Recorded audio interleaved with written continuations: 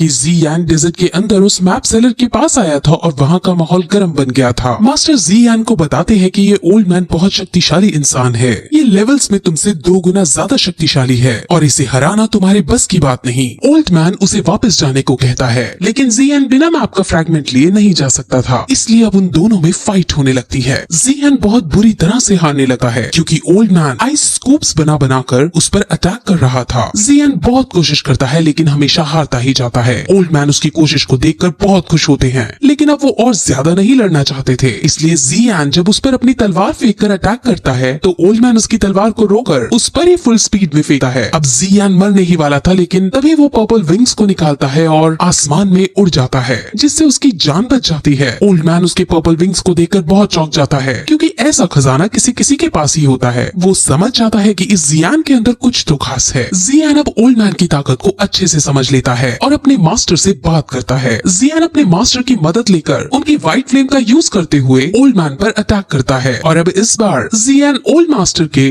डंडे को तोड़ देता है। ओल्ड मैन अब आइस टॉर्नेडो क्रिएट कर ज़ियान को उसमें फंसाने की कोशिश करता है, लेकिन ज़ियान और उसके मास्टर अपनी पावर्स का यूज करते हुए उस टॉर्नेडो के अंदर जाकर उसे खत्म कर देते हैं और ओल्ड मैन को ही व्हाइट फायर का यूज करते हुए आइस के अंदर जमा देते हैं। अब जमा हुआ ओल्ड मैन उसे कहता है कि मैंने वो मैप का टुकड़ा 2 हिस्सों में बांट दिया था और अब वो दूसरा हिस्सा भी मेरे पास है। अब ज़ियान को दूसरा हिस्सा लेने के लिए उन्हें आजाद करना पड़ता है, जिस पर अब ओल्ड मैन उसे अपना रियल इंट्रोडक्शन देते हैं। ओल्ड मैन का नाम ही बोतोंग है और ही पूरी दुनिया में फेमस आइस एम्परर है। ज़ियान ये सुनकर बहुत सरप्राइज होता है क्योंकि उसके सामने ये जो बुढ़ा आदमी खड़ा है वो आइस एम्परर है और ज़ियान ने अभी एक आइस एम्परर को हराया है। असल में कुछ समय पहले आइस एम्परर एक स्नेक मैन के ब्लड वाली लड़की से मिला। उस लड़की का नाम क्वीन मेडुसा है। क्वीन मेडुसा जॉहोंग्स लेवल के आखिरी चरण पर है, जिस वजह से ओल्ड मैन और उसकी फाइट जब हुई तब ओल्ड मैन तुरंत हार गया और तभी से ओल्ड मैन को एक श्राप मिल गया, जिस वजह से ओल्ड मैन की ताकत पर रेस्ट्रिक्शंस लग गए और उसकी ताकत कम हो गई। ओल्ड मैन अब ये चाहता है कि ज़ियान उसके श्राप को तोड़ने में मदद करे और अगर ज़ियान ऐसा नहीं करेगा तो आइस एम्परर उसे वो सेकंड फ्रैगमेंट नहीं देगा। वो ज़ियान को मनाने के लिए उसे एक रैंक 6 की पिल भी देने को राजी हो जाता है। असल में वो ज़ियान से ही कर्ज को तुड़वाने की रैंक 6 की पिल बनाने को कहता है और उसी से इसके इंग्रेडिएंट्स लाने को कहता है। ज़ियान पहले तो उसकी इस बात से मना कर देता है, लेकिन उसके मास्टर उसे समझाते हैं कि तुम्हें इसकी बात मान जानी चाहिए क्योंकि जो पिल तुम हासिल करोगे उससे तुम्हारी बहुत प्रगति होगी। वो फिर उसे वो जगह बताता है जहाँ रैंक 6 की पिल बनाने के इंग्रेडिएंट्स उसे मिल सकते हैं। उसे एग्जैक्ट जगह तो नहीं पता, लेकिन प्रोबेबिलिटी है कि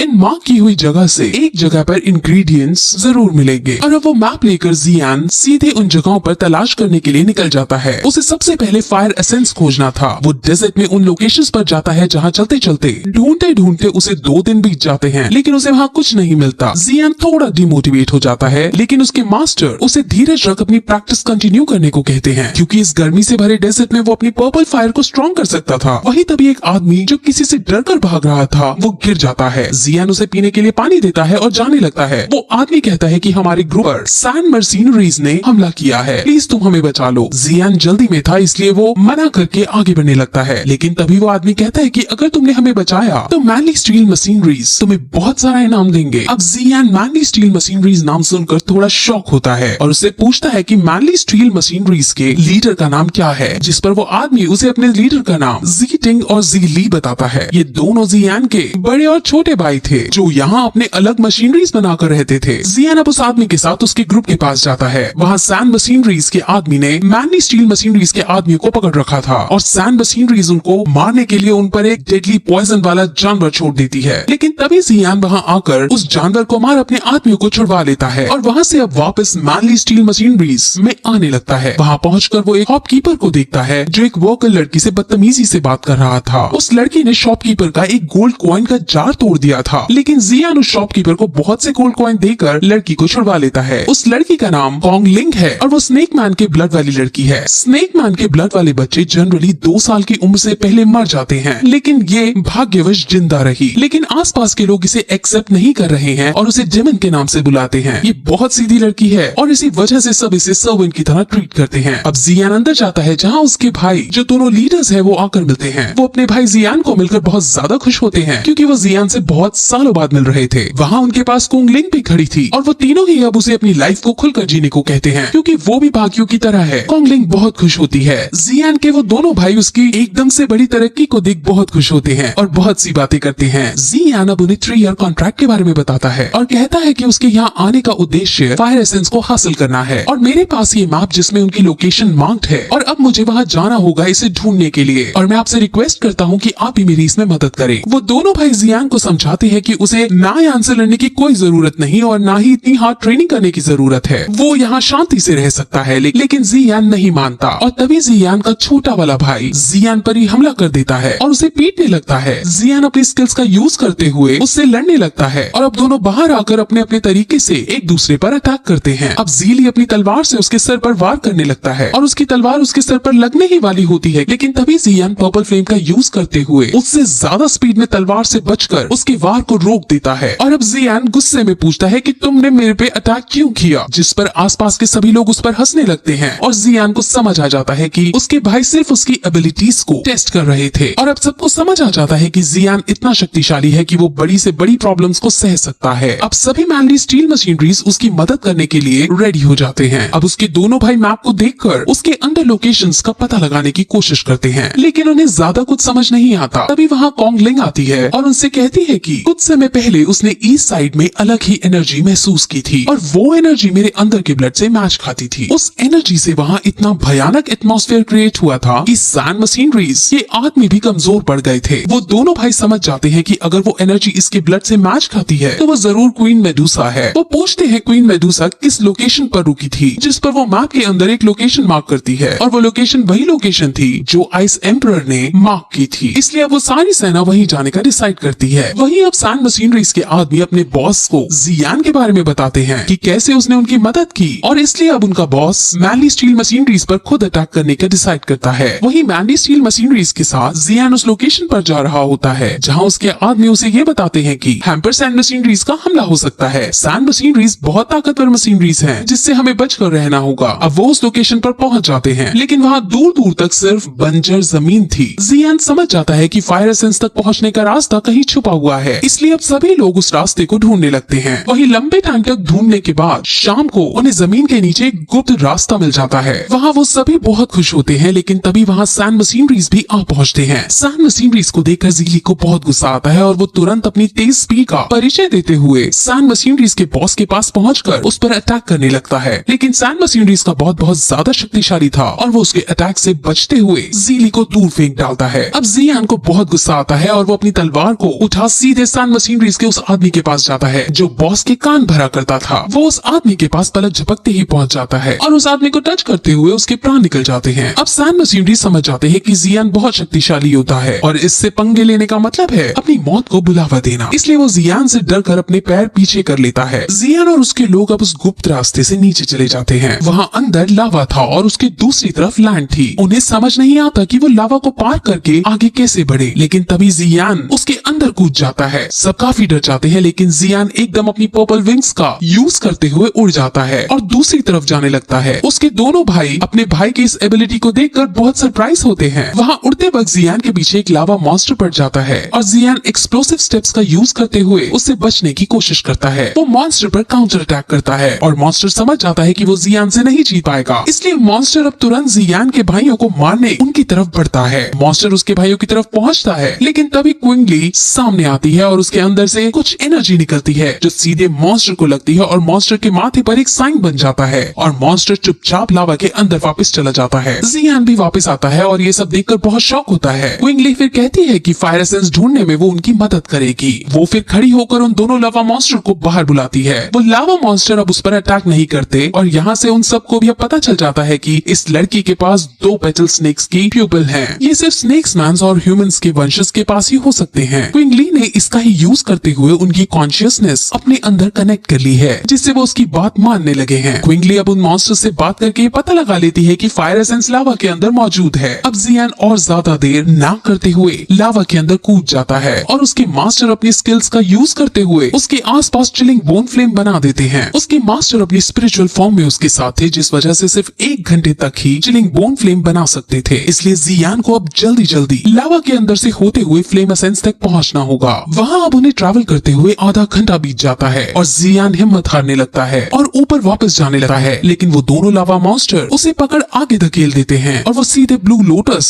जियोसेंट्रिक फ्लेम के पास आकर गिरता है। उस ब्लू लोटस जियोसेंट्रिक फ्लेम के अंदर ही फायर एसेंस बनता है और अब वो उन्हें मिल गया था, इसलिए वो तुरंत वहाँ जाते हैं। लेकिन वहाँ सेंटर में जाने के बाद उन्हें वहाँ कुछ नहीं मिलता। जियान बहुत शॉक होता है और कुछ समझ नहीं पाता कि आखिर फायर एसेंस गया तो गया कहाँ। जियान बहुत ज्यादा टूट जाता है क्योंकि फायर एसेंस को पाने के लिए उसने अभी तक बहुत कुछ सहा था। वो बहुत जोर जोर से दुखी होकर चिल्लाने लगता है क्योंकि अब उसे ऊपर खाली हाथ वापस जाना था। लेकिन उसके मास्टर उसे प्यार से समझाते हैं कि इस दुनिया के अंदर और भी बहुत लोग हैं जो अपने गोल को हासिल करना चाहते थे, लेकिन उनमें से कुछ ही शिकार तक पहुंच पाते हैं। हमें बस हार नहीं माननी और हम जरूर शिकार तक पहुंचेंगे। अब जियान समझ जाता है और फिर से फायर एसेंस को खोजने का डिसाइड करता है। वहाँ तभी मास्टर को जमीन में धसी हुई एक चीज दिखती है जिसे वो बाहर निकालते हैं और वो चीज 7 कलर्स स्नेक फ्लेम है। वो समझ जाते हैं कि यहाँ क्वीन मेडुसा हमसे पहले आई थी और उसने ही फायर एसेंस को ले लिया है। और अब जियान समझ जाता है कि उसको अब कहाँ जाना है।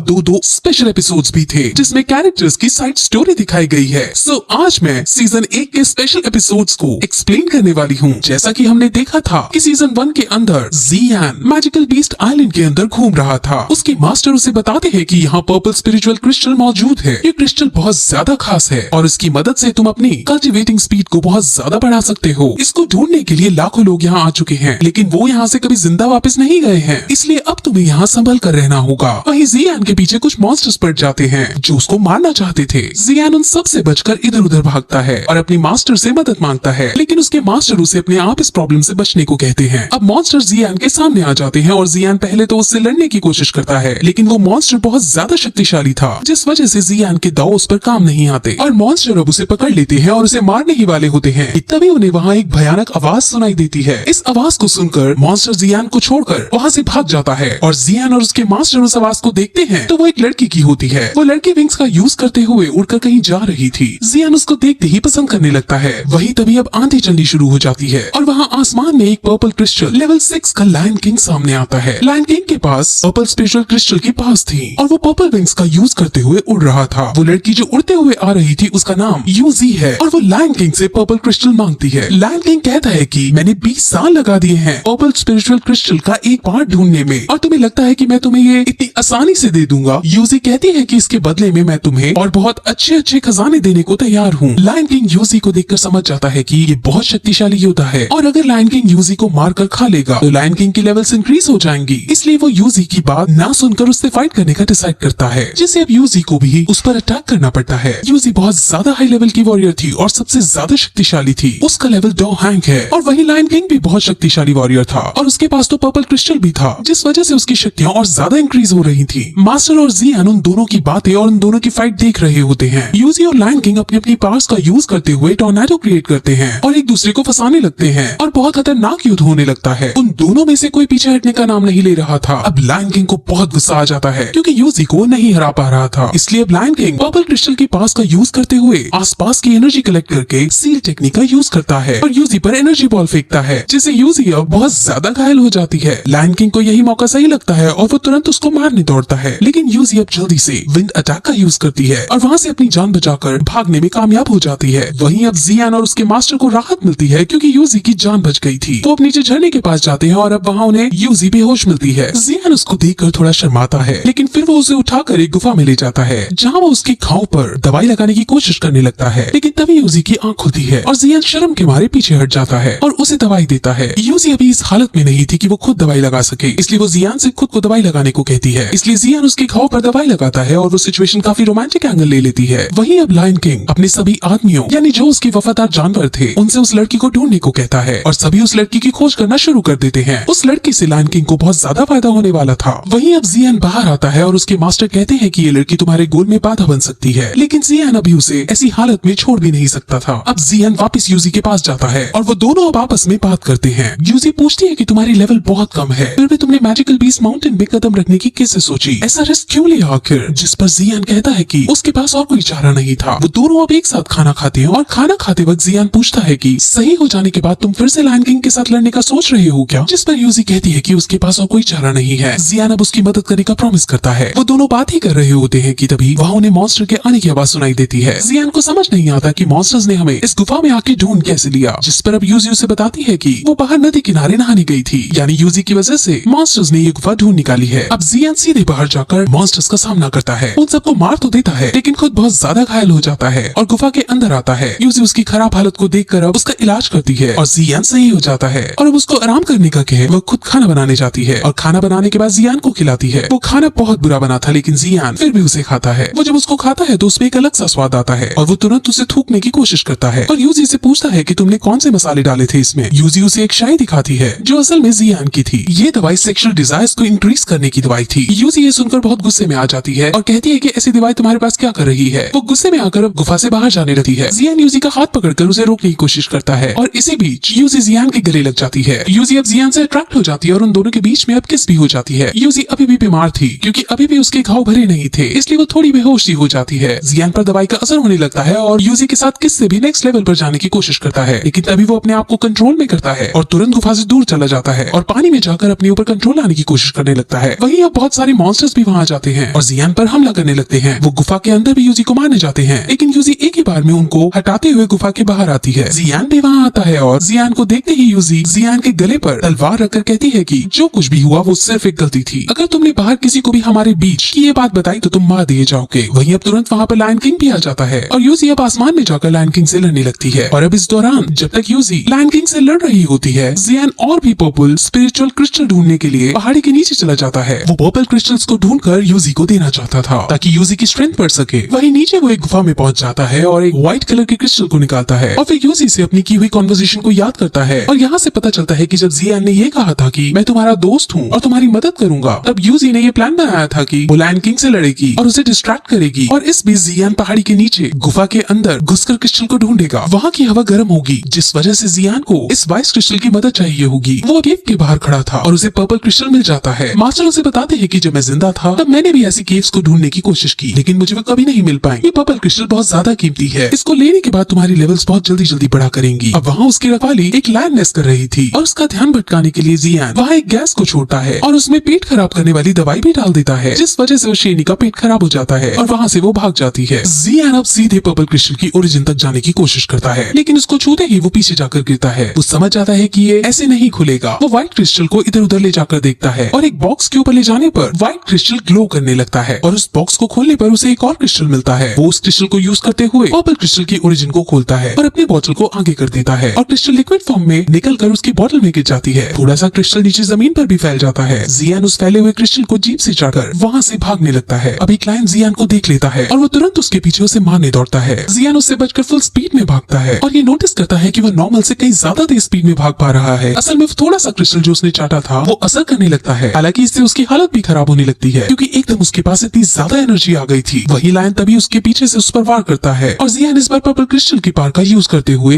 वॉर में उस लायन को मार देता है और अब वहाँ से बाहर निकलने लगता है। बाहर निकलते ही पर्पल क्रिस्टल की वजह से उसकी हालत पूरी तरह से खराब हो जाती है और वो वहीं बेहोश हो जाता है। लेकिन तभी वो यूजी के साथ बिताए हुए पल याद करता है। एक बॉटल की पर्पल क्रिस्टल को अंदर अंदर एब्जॉर्ब करते पर्पल विंग्स क्रिएट करता है और तुरंत यूजी के पास जाकर लायन किंग पर हमला कर देता है और फिर नीचे आकर फिर से बेहोश हो जाता है। अब यूजी सीधे बेहोश हुए जियान के पास जाती है और उसकी पर्पल क्रिस्टल की पास को लेती है और सभी मॉन्स्टर्स को मार डालती है और जियान को एक सेफ प्लेस पर ले आती है। यूजी भी जियान को पसंद करने लगती थी लेकिन यूजी की दुनिया और जियान की दुनिया एकदम अलग थी जिस वजह से यूजी को उसको वहीं छोड़कर जाना पड़ता है। अब जियान की जब आंख खुलती है तो वो सब समझ जाता है और अपनी जर्नी में आगे बढ़ जाता है। अब इसके आगे कहानी सीजन 2 से शुरू होती है।